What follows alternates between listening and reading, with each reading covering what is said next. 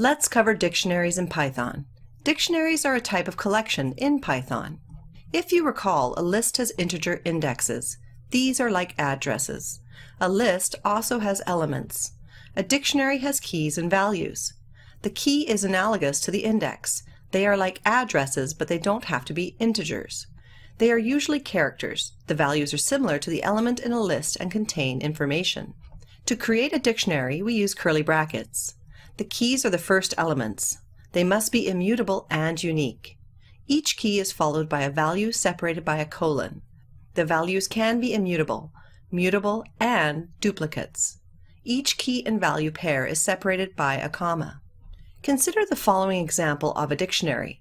The album title is the key and the value is the release data. We can use yellow to highlight the keys and leave the values in white. It is helpful to use the table to visualize a dictionary, where the first column represents the keys and the second column represents the values. We can add a few more examples to the dictionary. We can also assign the dictionary to a variable. The key is used to look up the value. We use square brackets.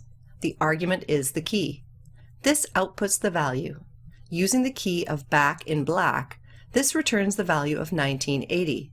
The key, the dark side of the moon, gives us the value of 1973. Using the key, the bodyguard, gives us the value 1992, and so on. We can add a new entry to the dictionary as follows. This will add the value 2007 with a new key called graduation. We can delete an entry as follows. This gets rid of the key thriller and its value. We can verify if an element is in the dictionary using the in command as follows. The command checks the keys. If they are in the dictionary, they return a true. If we try the same command with a key that is not in the dictionary, we get a false. If we try another key that is not in the dictionary, we get a false.